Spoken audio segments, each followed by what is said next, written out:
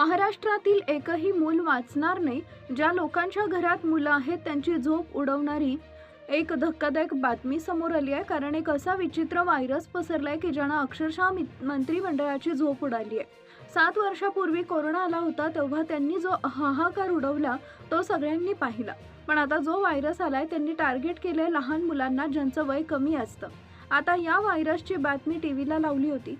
खरं तर याला कोणी सिरियसली घेतलं नाही, पण अचानक 22 मुलांना एकाच गावातल्या हॉस्पिटलमध्ये भरती करण्यात आलं.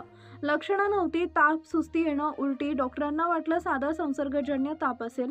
नमुने तपासणीसाठी दिले होते. 2 तास आत्ताच त्या मुलांनी जगाचा निरोप घेतला.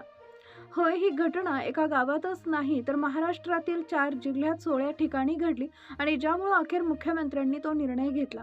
आता जर तुमचा मुलगा शाळा कॉलेजला जात असेल तर लक्षपूर्वक माहिती पहा, कारण की आता सगळं थांबणार आहे. महाराष्ट्रावर अशा एका व्हायरसचा अटॅक झालाय जो गेल्या 30 वर्षात कधी झाला नव्हता.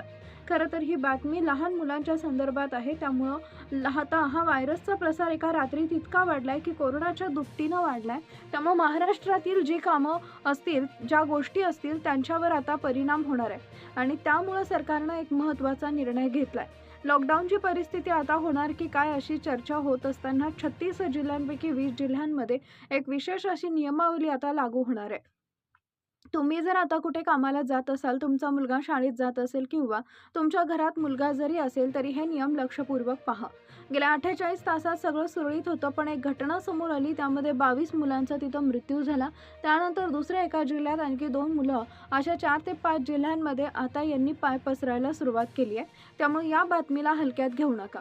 मग आता नेमकं काय होणार आहे? हा व्हायरस नेमका काय आहे? विषाणू नेमका कुठून पसरतो?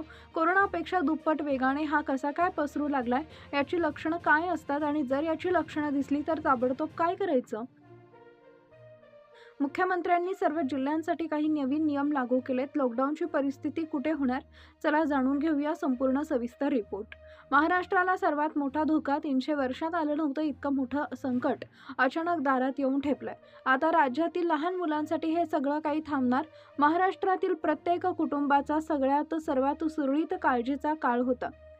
कारण निसर्गाच्या एका सूक्ष्म शत्रूचा हल्ला महाराष्ट्रावर होतोय, ज्यामुळे आता शाळा, कॉलेजेस आणि सर्व गर्दीच्या ठिकाणी बंद करण्याचा मोठा निर्णय घेतला जाऊ शकतो. अशी एक बातमी समोर आली आहे जी आपल्या घरातील लहान मुलांच्या आरोग्याशी थेट जोडलेली आहे, जिने संपूर्ण आरोग्य यंत्रणेची आणि मंत्र्यांची झोप उडवून दिली आहे. आता ही बातमी सध्या तापाची किंवा नेहमीच्या साथीची आहे, म्हणून जर तुम्ही याकडे दुर्लक्ष करत असाल तर थांबा. कारण संपूर्ण महाराष्ट्रात लहान मुलांसाठी तातडीनं कठोर नियमावली लागू करण्याचा निर्णय घेतला जातो आहे. गेल्या काही दिवसांपासून अचानक परिस्थिती बदलली आहे. लहान मुले खेळता खेळता शाळेत जाताना अचानक आजारी पडण्याच्या घटना वाढल्या आहेत. ही केवळ साधी साथीची लक्षणं नाहीत, तर एका अदृश्य संकटाने लहान मुलांच्या आरोग्याला पूर्णपणे वेढलंय. गुजरातच्या सीमेवर अचानक तब्बल 22 ते 25 बालकांची प्रकृती अत्यंत गंभीर झाल्याची धक्कादायक घटना समोर आली आहे आणि अवघ्या 48 तासात शेकडो संशयित रुग्ण आढळल्यानं संपूर्ण राज्याची आपत्कालीन यंत्रणा सतर्क झाली आहे. शाळेत जाणारे लहान विद्यार्थी आणि पालकांसाठी मुख्यमंत्र्यांनी 36 जिल्ह्यात विशेष खबरदारीचे आदेश दिलेत. नेमकं काय घडलंय आणि आपल्या मुलांच्या सुरक्षेसाठी काय काळजी घ्यावी जाणून घेऊया. मित्रांनो, या संकटाचं मूळ स्वरूप जाणून घेण्यासाठी आपल्याला नुकतीच एक खरी घडलेली घटना पाहावी लागेल. धुळे आणि जळगावच्या सीमावर्ती भागात राहणाऱ्या एका 10 वर्षाच्या मुलाला अचानक दुपारच्या वेळी तीव्र ताप आला. सुरुवातीला पालकांना वाटले की पावसात भिजल्यामुळे किंवा नेहमीच्या हवामान बदलामुळे हा ताप आला असावा, पण अवघ्या 2 ते 3 तासात त्या मुलाला प्रचंड उलटीचा त्रास सुरू झाला आणि अचानक चक्कर येऊन सुस्ती आली. पालकांनी तातडीनं स्थानिक डॉक्टरांकडे धाव घेतली, पण डॉक्टरांनी तपासणी करताच सांगितले की हा कोणताही नेहमीचा व्हायरल फीवर नाहीये. अवयवांवर ताण येणे आणि मेंदूला सूज येण्याची लक्षणं दिसताच त्या मुलाला तातडीनं विशेष अतिदक्षता विभागात भरती करावे लागले. अशी 1-2 नव्हे तर गुजरातमधील शासकीय रुग्णालयात 180हून अधिक बालकांना एकाच वेळी दाखल करण्याची पाळी आली आहे. शेकडो एकाच वेळी मुलांना तीव्र ताप, सुस्तीची लक्षणं दिसल्यामुळे लहान आरोग्य मंत्रालयानं तात्काळ वैद्यकीय आणीबाणी घोषित केली. हे संकट एका साध्या तपासातून सुरू झाले, तर या अदृश्य शत्रूचा प्रसार नक्की कसा होतो? धुळीत खेळणाऱ्या आणि शाळेत जाणाऱ्या मुलांना याचा सर्वाधिक धोका कसा निर्माण झाला? पहा पुढील टप्प्यात. वैज्ञानिक आणि वैद्यकीय भाषेत या सूक्ष्म संकटाला चांदीपुरा संसर्ग असं नाव देण्यात आलेलं आहे. हा अत्यंत दुर्मिळ पण वेगाने पसरणारा विषाणू प्रामुख्यानं 15 वर्षाखालील लहान बालकांनाच आपले लक्ष करतो. आता प्रश्न हा पडतो की हा संसर्ग मुलांना पर्यंत पोहोचतो कसा? तर आपल्या घराच्या आसपास असणाऱ्या कच्च्या भिंती, माती, वाळू आणि झाडी-झुडपांमध्ये राहणाऱ्या अत्यंत बारीक माशा, डास आणि गोचिड्याच्या चावण्यांमुळे हा संसर्ग थेट रक्तामध्ये प्रवेश करतो. मुलं जेव्हा मैदानात, उघड्यावर किंवा शाळेच्या पटांगणात खेळायला जातात, तेव्हा या सूक्ष्म कीटकांचा दंश होतो. हा विषाणू शरीरात प्रवेश करताच मज्जासंस्थेवर आणि मेंदूच्या पेशींवर तातडीनं प्रहार करतो. अवघ्या 24 ते 48 तासात मुलांची प्रकृती वेगानं खालवते. त्यामुळे आता महाराष्ट्रातील नाशिक, जळगाव, धुळे, नंदुरबार आणि मराठवाड्यातील सीमावर्ती जिल्ह्यांमध्ये विशेष हाय अलर्ट जारी करण्यात आला आहे.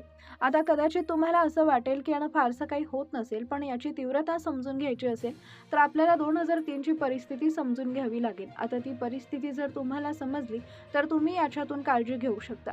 आता लोकांना वाटतं की हा संसर्ग नवीन आहे, पण महाराष्ट्राच्या आरोग्याच्या इतिहासात डोकावून पाहिलं तर 2003 आणि 2004 मध्ये नागपूर, चंद्रपूर आणि विदर्भाच्या भागात अशाच प्रकारच्या संसर्गानं डोकं वर काढलं होतं. त्यावेळी देखील ग्रामीण भागातील लहान मुलांना याचा मोठा तडाखा बसला होता. त्यानंतर गेल्या कित्येक वर्षात हा संसर्ग शांत होता. पण 2026 मध्ये अचानक गुजरात आणि महाराष्ट्राच्या सीमेवर 500हून अधिक संशयित रुग्ण एकाच वेळी आढळल्यानं वैद्यकीय तज्ज्ञही चक्रावून गेलेत. या संकटाचं स्वरूप पाहून मुख्यमंत्र्यांनी आणि आरोग्यमंत्र्यांनी तातडीनं उच्चस्तरीय आपत्कालीन बैठक बोलावली. लहान मुलांचे आरोग्य धोक्यात येऊ नये यासाठी ज्या भागात रुग्ण आढळतील तिथल्या प्राथमिक शाळा आणि बालवाड्या तात्पुरत्या स्वरूपात बंद ठेवण्याचे अधिकार थेट जिल्हाधिकाऱ्यांना देण्यात आले. शाळेच्या परिसरात जंतुनाशक फवारणी पूर्ण होईपर्यंत मुलांना सुरक्षित ठेवण्यासाठी प्रशासनाने 5 इशारे सुद्धा दिलेले आहेत. शाळा आणि बालवाड्यांबाबत प्रशासनाने हे पाऊल उचललं तर तुमच्या घरातील लहान मुलांमध्ये जर अशी लक्षणं दिसली तर अगदी पहिल्या 5 मिनिटात पालकांनी कोणती चूक अजिबात करायची नाही. सर्वात महत्त्वाचा टप्पा, घरात 15 वर्षाखालील मुलं असल्यास पालकांनी विशेष खबरदारी घेणं गरजेचं आहे. अचानक तीव्र ताप, सुस्ती किंवा चक्कर आल्यास घरगुती उपचारांऐवजी पहिल्या 6 ते 12 तासात बालरोग तज्ज्ञांचा सल्ला घ्या. घराभोवती स्वच्छता राखून वाळूच्या माशा होणार नाहीत याची काळजी घ्या आणि मुलांना पूर्ण कपडे घाला. राज्य सरकारनं सर्व 36 जिल्ह्यांमध्ये सरकारी रुग्णालयांना अलर्टवर ठेवले असून विशेष बालरोग अतिदक्षता विभागात म्हणजे PICU सज्ज केला आहे. हा व्हिडिओ पुढे सुरू ठेवण्यापूर्वी एक अत्यंत महत्त्वाची गोष्ट, जर तुम्हाला तुमच्या घरातील लहान मुलांच्या या प्राणघातक विषाणूपासून संरक्षण करायचं असेल तर तुम्हाला डॉक्टरांकडे जाण्यापूर्वी स्वतःच्या घरात काही महत्त्वाच्या पायऱ्या तात्काळ लागू कराव्या लागतील. सर्वात पहिली महत्त्वाची गोष्ट म्हणजे तुमच्या घरात आसपास असणारी स्वच्छता आणि चांदीपुरा संसर्ग पसरवणाऱ्या वाळूच्या माशा आणि बारीक कीटक, प्रामुख्यानं ओलसर माती, कच्च्या भिंतीच्या भेगा आणि झाडाझुडपांमध्ये वाढतात. त्यामुळे आजच तुमच्या घराचा सभोवतालचा परिसर पूर्णपणे कोरडा आणि स्वच्छ ठेवा. घरातील भिंतींना कुठं भेगा पडल्या असतील तर त्या बुजवून घ्या आणि घराच्या आवारात पाणी साचून देऊ नका. दुसरी महत्त्वाची गोष्ट म्हणजे मुलांना कपड्यांची निवड. मुलं जेव्हा घराबाहेर खेळायला जातात तेव्हा, शाळेत जातात तेव्हा त्यांना पूर्ण बाहीचे कपडे, पाय पूर्ण झाकले असतील असे पॅन्ट घालायचे. उघड्या अंगाने मुलांना अजिबात बाहेर पडू देऊ नका, कारण हे कीटक सहसा उघड्या त्वचेवरच दंश घालतात. तिसरी पायरी म्हणजे संध्याकाळच्या वेळी आणि सकाळी सूर्योदयाच्या वेळी मुलांच्या घराच्या खिडक्या, दारे बंद ठेवा आणि मुलांना कीटकनाशक क्रीम लावून, मलम लावूनच बाहेर पाठवा. चौथी पायरी म्हणजे सर्वात गंभीर आहे, ती म्हणजे या लक्षणांकडे बारीक लक्ष ठेवणे. जर तुमच्या मुलांना अचानक ताप आला तर तो साधा नेहमीचा ताप आहे असं समजून घरात पडलेलं कोणतंही पॅरासिटामॉल किंवा औषध देऊ नका. वेळ घालवू नका. या आजारात मेंदूला सूज येण्याचा धोका काही तासात असतो. त्यामुळं ताप आल्यामुळे सर्वात आधी मुलांची सुस्ती किंवा आपल्यातल्या त्याला उलटी होते का, हे जर मूल शांत पडत असेल किंवा डोळे मिटत असेल, त्याला चक्कर येत असेल, कोणत्या घरगुती उपचारांच्या भानगडीत न पडता पहिल्या 6 तासात जवळच्या सरकारी किंवा मोठ्या रुग्णालयातील बालरोगाकडे धाव घ्या. पाचवी गोष्ट म्हणजे जर ही फक्त स्वतःपुरती मर्यादित न ठेवता तुमच्या ग्रुप किंवा लिंकवर सर्व पालकांपर्यंत ताबडतोब शेअर करा आणि संकटाच्या काळात तुमची एक लहानशी जबाबदारी एका निष्पाप पालकाचा जीव वाचवू शकते. आता मला कमेंट करून नक्की सांगा, तुम्हाला तुमच्या भागात या आजाराचे रुग्ण ऐकलेत का? तुमच्या गावात अजून किंवा शहरात संपूर्ण प्रशासनाकडून आज काही जंतुनाशक फवारणी झाली आहे का? तुमच्या भागाचं नाव कमेंट्समध्ये नक्की लिहा, जेणेकरून पालकांना तिथल्या परिस्थितीची माहिती मिळेल.